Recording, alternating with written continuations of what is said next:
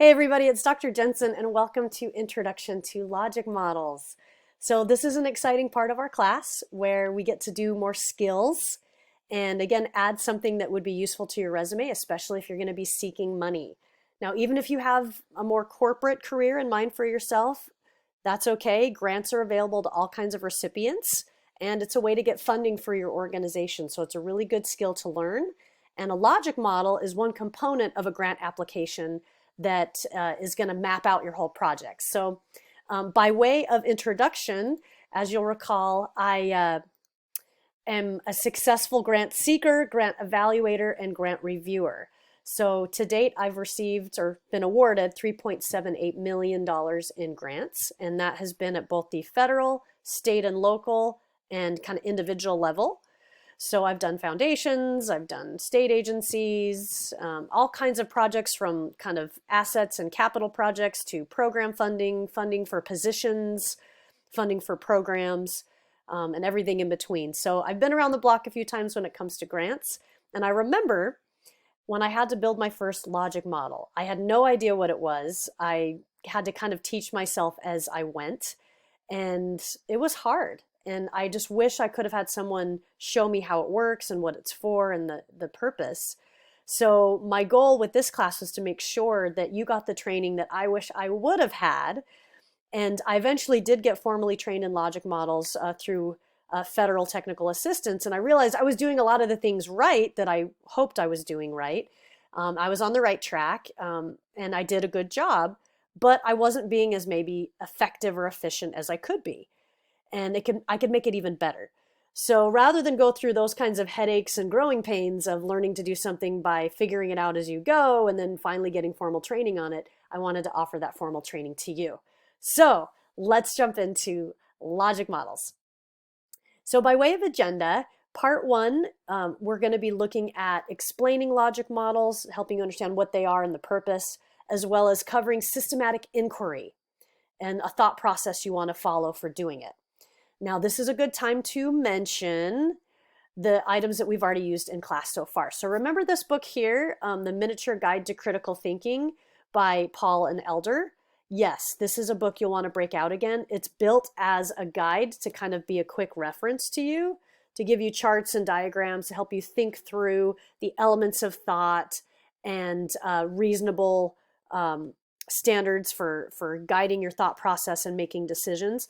So this is a good book to have handy when you start with your program or plans you have in mind for your grant opportunity.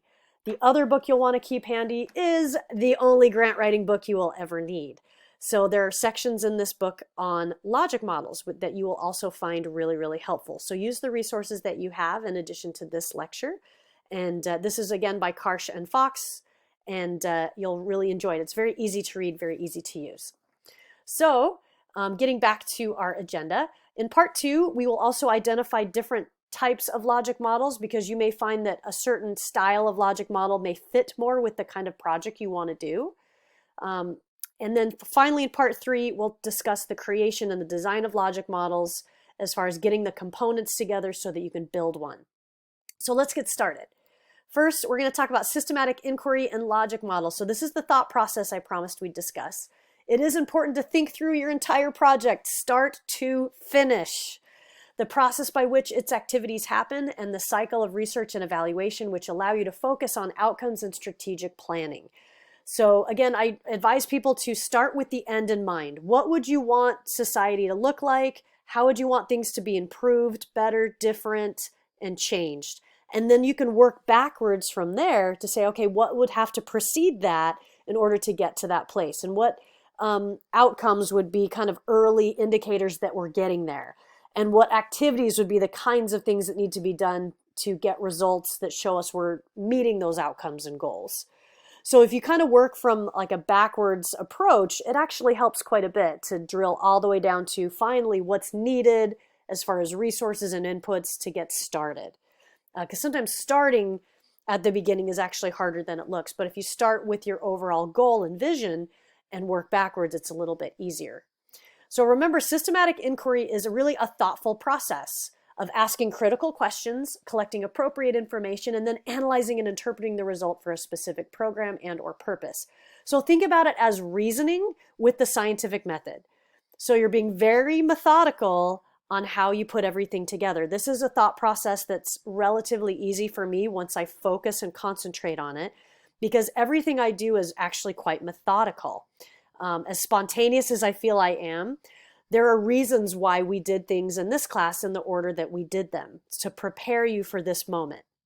So again, use the resources we talked about in this class to do so. The elements of thought, the standards of reason, they will help you do that. Okay, so if we talk about the systematic inquiry concept as a cycle, this is really what we're getting after. So we start with planning and design here in the middle, and then we get into participant rights and protecting the kinds of things they're going to do, and we've thought through those activities. We develop and modify instruments that can help us measure and capture those results. Then we take the results and we do data collection and processing so that we move toward evaluation, which is data analysis and reporting, because eventually you have to report back to your funder what you did and show them that you wisely used the funds they invested in you.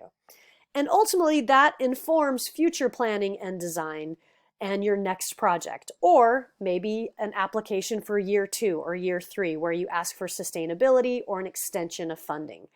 So this is kind of the cycle that we're really after. But let's talk about logic models for a minute. What is a logic model? Well, essentially it's a diagram or a flow chart or a roadmap. Okay, those are kind of the ways I want you to think about it. It shows how your program operates, implying the underlying theories and assumptions of the work. It provides an overall roadmap of the activities, the timelines, and the desired outcomes. It is really a valuable tool for connecting and displaying the links between activities, actors, and outcomes. So it often looks something like this here at the bottom of the screen, where you have little columns and rows and arrows pointing in different directions, showing kind of, if this happens, then this happens. Then when this happens, this is the next thing that happens. So it has very much a timeline kind of attached to it. And it's a way to walk someone through your entire project, okay, and make those connections super obvious. So let's look at a logic model, a logic model that I built, one of the first ones I ever did. This was many, many years ago. This was for the state of Oklahoma. The program was called Bridge to the Future, and we were trying to create permanency for kids in the foster and adoptive system in child welfare for the state of Oklahoma. So I have kind of a whole column of our activities and services, and I talked about outputs, short-term outcomes, intermediate outcomes, long-term outcomes. I was really into pastel at the time, and so I used colors to kind of code each of those areas. And you can see I have lots of arrows going in a lot of different directions, and then little bullet points that kind of speak to what we're after in those areas. And then finally here at the bottom, I talk about process evaluation and outcome evaluation. So with an eye toward showing or demonstrating that you've actually met your goals. So I look at this logic model now, and I kind of just want to redo the whole thing because it drives me crazy. But yeah, this is the kind of thing that you're going to be building. So I had to get really good at manipulating shapes in some kind of software program like PowerPoint or Visio, or there's a whole bunch of them out there. Learning how to point arrows the direction I wanted them to point, learning how to put shapes in front of each other or behind each other, how to stack things. And again, this isn't the logic model I would make today, but this is my first attempt at one, and actually it turned out pretty good. But I would change it, definitely change it. There are ways you can make them very visually appealing.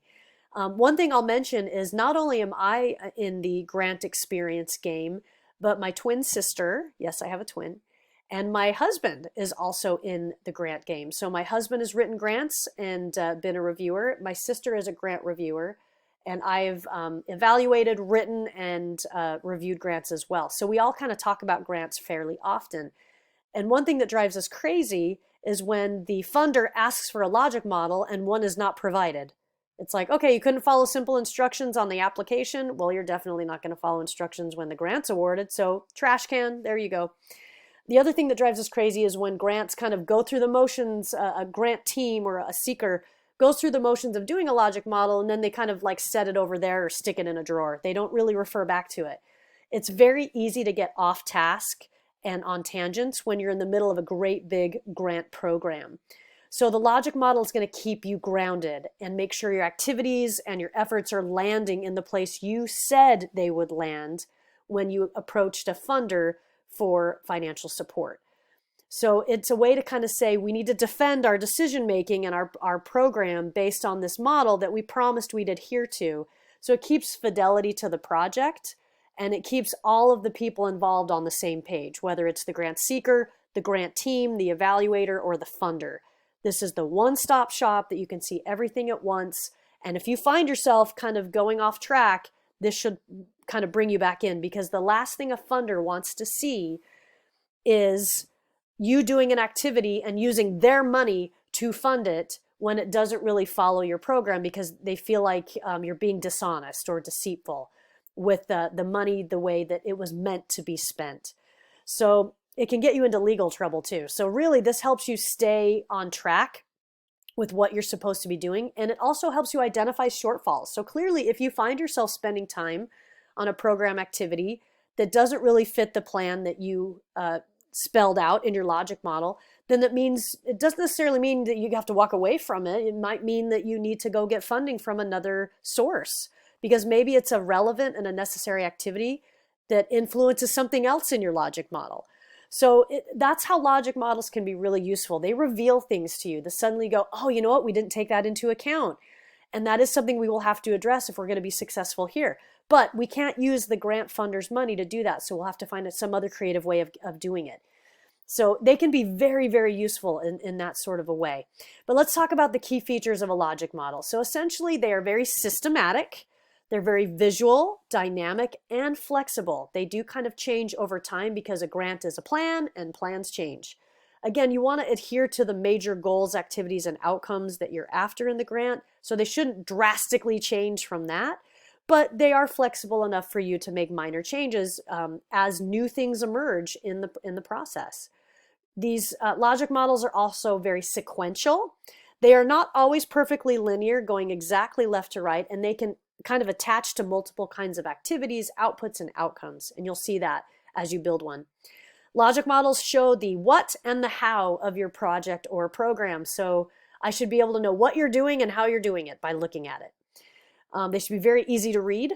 They may show the why actually behind your project or program, but not always. It might be a little bit more implied or kind of not as obvious, and that's okay. But there are logic models that I'll introduce you in a future video that shows the why, that can be good justification, that might fit the style or the approach you're after a little bit better. It also shows areas of strengths, weaknesses, gaps, limitations, intervention, just like we talked about. Like all of a sudden you find yourself doing something that's related but not directly relevant. And so that helps you identify maybe where you need to make some changes. It also promotes strategic and programmatic management. Again, anyone involved in the grant should be able to look at this thing and know what's going on and use it as a guide, as a roadmap. So the major areas we talk about, the components of logic models, are these areas. So we start over here with resources and inputs, and then we talk about activities. We go then to outputs, and then those outputs transform into outcomes and impacts. So these are the 5 major little stacked columns that you're going to have in your logic model. They don't have to perfectly adhere to this, but these are the most common ones and probably the easiest ones to start with. So this is a flow chart that shows you the logic models kind of in action. So you start with resources and inputs, go to activities, outputs, outcomes, impact. And we'll talk through each of these in more detail, but think of it this way. These first 2 over here, resources and inputs and activities, it's really your planned work. And then on the other side, outputs, outcomes, and impact are really your intended results. So that might help you conceptualize how to think about these components as far as what you're addressing. So first, let's talk about resources and inputs and activities. So they can be any kinds of resources, and this is just a way to think through them. So they can be humans, like staff and stakeholders and volunteers. They can be financial, gifts, your operational budget, donations. They can be organizational, your physical space you need to use, the equipment. They can be community-based, legislative support, or partnerships from other organizations. But essentially, resources and inputs are resources that a program has available to do the work. So think about it that way. Now, you don't have to fund or provide everything, and in fact, your grant might be seeking some of those extra supports, but you need to show that you have capacity to do this kind of a thing because you have resources that are going to help you get started. Then we get to activities, and essentially those are just processes, tools, events, technology, and intentional actions that are part of your program or project implementation. So this is the doing part of the grant. What are those activities you're going to do? Then finally, we move on the other side of a logic model and we get into outputs and outcomes. So first, outputs are the what happened part after the intervention. So how do you know the activity happened? What is the result? These are the direct products of program activities, and they can be things like this: people trained, items produced, collaboration solidified, events completed, data processed, reductions or increases or decreases in numbers or counts of things. So you can be very kind of obvious and very simple about how you want to count those outputs. And then we get over here with outcomes. We can kind of put these in terms of short-term and long-term outcomes. And when we say short-term, we say within 1 to 3 years, and long-term is 4 to 6 years. But we're looking at specific changes in program participants or organizations' behavior, knowledge, skills, and or status. So it's easy to confuse outputs and outcomes, and I'm going to talk about this in a later lecture and to help you kind of look at the difference between the two. But if you kind of say, what is the result versus what is the goal? So maybe the result is increasing parent training for foster parents. That's the activity. We're giving parents some training to be to handle having new foster children live with them a little bit easier. And then the outcome is really having permanency for these kids, less turnover and placement disruption in families where we have to move them around because they didn't feel successful or prepared to house these children. So that's the goal, but what's the activity that's going to get us to the goal? So that's a way to kind of separate outputs and outcomes. But if you think about outcomes in terms of these 4 areas: behavior, knowledge, skills, and status, that's a way to kind of think in a goal-driven manner. And then finally, at the very back end, we have impact. And this is really the longest term outcome that you have, and it's a more permanent change. So outcomes that usually last 7 to 10 years or longer, the fundamental intended or unintended change as a result of the program. It could be a permanence to something or an overall reduction or elimination to something. Maybe it's an acquisition of things, a new way of operating, etc. So that's just another way to think about an impact. So maybe the impact is we reduce the overall population that goes into foster care, because maybe we provide training not only to foster parents, but also to parents generally. And we make them more effective parents so that they are able to kind of take charge of their lives and not have crises happen to where they need intervention and the children need to be removed and put in a safer environment. So that would be a very big, blue sky, high level, more permanent change across society that's a long time. Another way to think about it is if we add resources and inputs of seeds and equipment, and our activity was to plant a community garden, and our output is we were able to get the garden in place, and we had a harvest of vegetables and fruits as well as flowers, and we sold those flowers. The outcome would be we improved the neighborhood. We gave the kids something to do during the summer. The impact would be overall the property values in the neighborhood went up over the next 10 years because we were taking space that was dead or unproductive and making it better, and also building community cohesion in the process. So that's a way to start from like stuff to doing things to results to bigger goals and overall impact, if that helps. Not saying a community garden is going to drastically increase your home value, but that's the kind of thing we're talking about.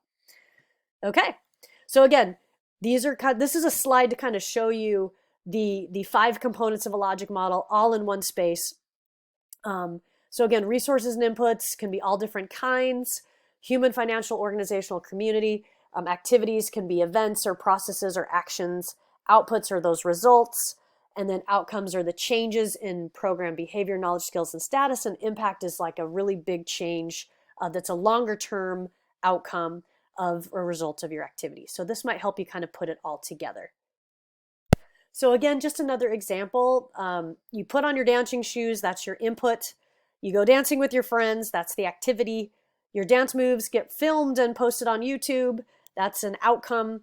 Your YouTube video goes viral, that's another, or actually, sorry, your dance moves getting posted on YouTube is an output. And then your outcome is your video goes viral, and then your impact is you become a famous dancer, overnight sensation. So that's kind of a way to kind of think through a version of this, if that kind of helps. But let's talk about some of the logic behind a logic model. So this is where it gets its name. Certain resources are needed to operate your project or program. So this is the logic we're talking about and why it gets its name. So if you have access to resources, then you can use them to accomplish your planned activities. If you accomplish your planned activities, then you will deliver the amount of product or service that you intended to. If you accomplish your planned activities to the extent intended, then your participants will benefit in specific ways and meet certain goals.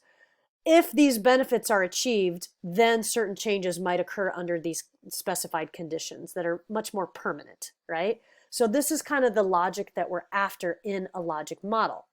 So why use logic modeling? It seems like a whole lot of work and crazy manipulation of shapes and all this critical thinking and reasoning and systematic inquiry, and it's just heavy lifting cognitively. Why are we doing all this? Well, essentially, it is that roadmap for planning and design, implementation and management, and evaluation and communication. Everyone on the grant team will use it, every single person. And it needs to be the place where everybody lands. Most of the value in a logic model is in the process of creating, validating, and modifying the model. The clarity of thinking that occurs from building the model is really critical to overall success of the program. So it forces you to wrestle with how this is all going to work. And sometimes we would build the logic model first, and then we'd write the grant second, because it gave us the chance to do that thinking that was necessary and really do the planning to prepare ourselves. So when you talk about different program elements, the criteria for program success and the benefits of program logic models, this is what we're talking about. So whether you're talking about planning and design, it's important to do the program goals and objectives and their kind of side effects. And the side effects of those, they're well defined ahead of time, and we know what we're working toward. We learn that the goals are plausible and possible. We can find gaps in our theory or the way we think about it, and we can work to resolve the gap. It can build a shared understanding between what the program is all about and how. When we think about our program implementation and management, we all recognize that we need relevant, credible, and useful performance data, so it helps us know what we're after. And it focuses the attention of management and staff on the most important connections between action and results. And then finally, when we're looking at evaluation, communication, and marketing, one of the most important parts, the reporting back to the funder part, really the intended users of the evaluation results have agreed on how they will use the information ahead of time. So the plan is known. We're going to do focus groups or surveys, or we're going to do evaluation or observation of this program, and we're going to be able to demonstrate and show that we met our goal. It also provides a way to involve and engage stakeholders in the design processes and use of evaluation. Because sometimes if you're right in the middle of the grant activities, it's easy to be like, oh, that's evaluation, I don't have to do anything. No, there is still a role for you to play in helping the evaluators determine their own analyses. You're very much still going to be involved. Okay, so we're going to take a little break at this point in time before we jump into further systematic inquiry and the types of logic models. So I'll see you in the next lecture.